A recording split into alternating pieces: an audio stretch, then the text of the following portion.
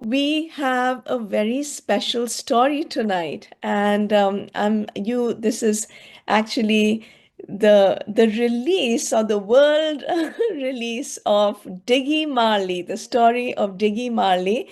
And my dear friend Laurie Brander, who lives in Camp Verde, Arizona, she is going to share this very remarkable, heartwarming, touching story. If you've got some kids or grandkids around, at your home or wherever you're listening from, just bring them over to watch the story that we are about to share. So, Laurie Brander is an equine specialist and a PMF expert and has been using it with her horses, cats, dogs.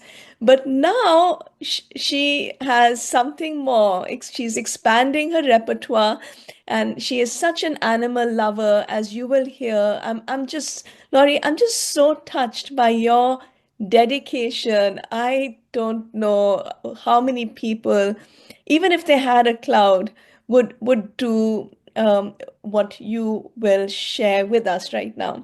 So Probably need just to have my head examined. I'm really excited for people to hear the story now. So, folks, you're going to be so touched. Very recently, one of her cats brought a gift for Laurie and left it on the kitchen floor.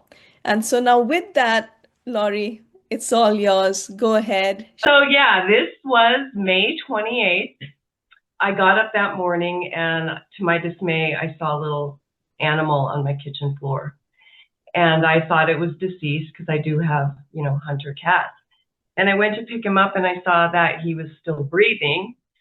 So me being me, couldn't just dispose of it. I had to try to see if I could warm him up. He was limp, he was cold, and I did get him warmed up.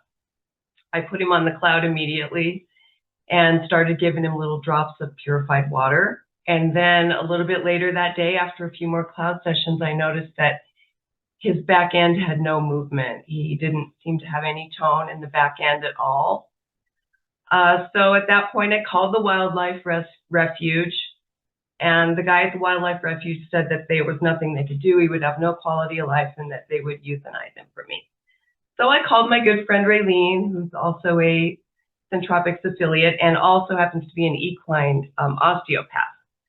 So you can see here we're going through the whole discussion that I'm getting ready to take him over to the Cornville for euthanasia. And then at the last minute, about 2:30 that day, I just said I couldn't do it. So Raylene says we have the tools, meaning the cloud and her, and she agreed to come over and show me some osteopathic moves. So the next day, this is him the next day, the 29th, I resolved to care for him. I was doing about 4 or 5 cloud sessions a day, and I just set his whole box. At that point, he was still in a shoebox. I just set that on the cloud.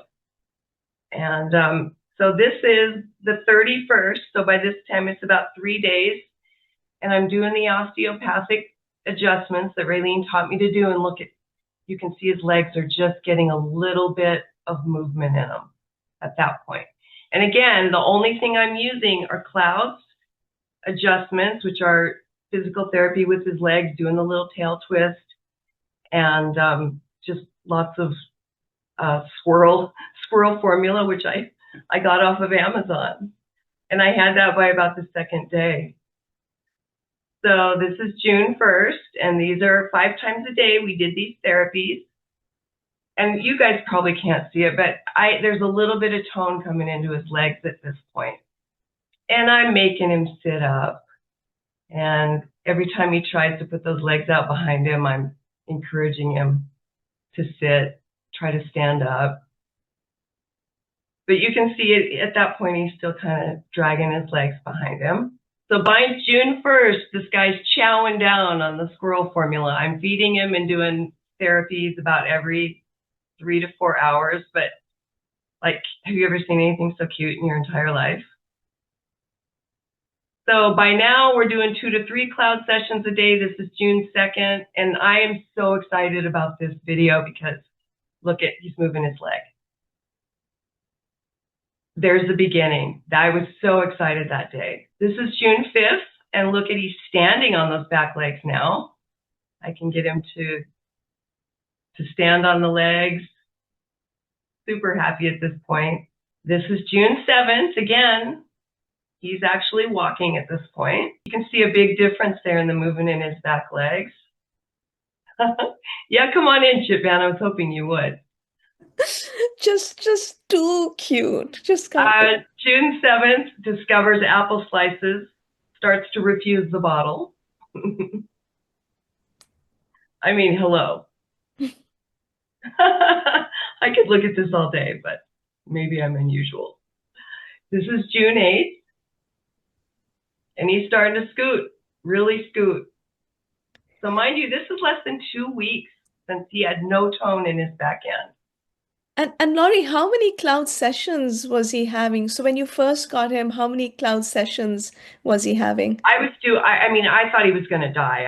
I had him on it 5 or 6 times a day the first couple days. And then we waned down to about 2. And now we're 1 or 2 a day.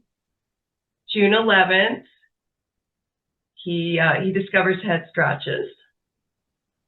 He loves his head scratches.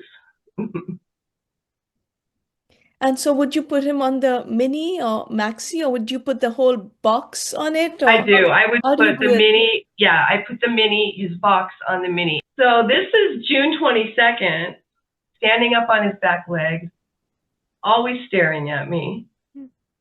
But look at how he's climbing, moving. You're his mama, so I he. miss mama. Yeah, it's crazy. So then yesterday he decides to do parkour. And full parkour. It kind of freaked me out a little bit, but look at his little tail. He's super happy with himself. And we're getting better every single day. And then I'm just going to close it out with him eating his pecans in the camper. So cute. What a star. I mean, an injury like that to go away that quickly. I mean, it's a miracle, and it's a miracle of what the human body or any animal body can do if given some tools. So can we see him now? Yeah, I'll get him. So Marcel Wolf wrote on the feed, he said, this soul is the same. The soul is the same in all living creatures, although the body of each is different. Isn't that is so right? And so you totally, helped this squirrel from being euthanized, and it's just so cool. He had a will to live. I mean, he wouldn't have come back from, that injury if he didn't have a strong will to live. And I have a strong will to heal. Yeah, you're just the next level animal lover. That is so amazing, your dedication. I have had a few people say that they probably wouldn't have gone to those. Yeah. And so those 5 cloud sessions that you did on him initially, what program, what intensity did you do? I was popping back and forth between 4 and 5, and that was intuitively what I thought he needed. Mm-hmm. And I always used the intensity too. Intuitively also, I just thought that was enough. Mm-hmm. Hey, Laurie, thank you so much for putting that slideshow together. Oh, absolutely. I had so much fun doing it. Thank you for sharing the love, the hope. And as Laurie mentioned, whether it's a squirrel with neurological, issues of, because this squirrel had absolutely complete loss of movement, loss of sensation in the hind legs. And now we can And see. even his feet, I was worried about his feet and I was always moving his little feet and so that they wouldn't become atrophied, Mm-hmm. because they had nothing. Mm-hmm. And now when I see his little feet grab a bar, I'm just like, oh. Yeah. He's actually able to hold on to the Yeah, bar, use it. with his back feet. Yeah, I did because I have looked at the videos as you've sent me, and initially it was just like totally limp, it was just like Nothing. dragging. Well, thank you so much, folks. And thank you, everybody who's on the call. Thanks for joining. Hopefully, that made you smile and, yeah, brought a smile on your face and brought some joy to you. And how lovely that we have this modality that we can share with all living creatures. And there's always hope. And you just proved it, Laurie, that there's always hope. And the other thing that you said is we have the tools.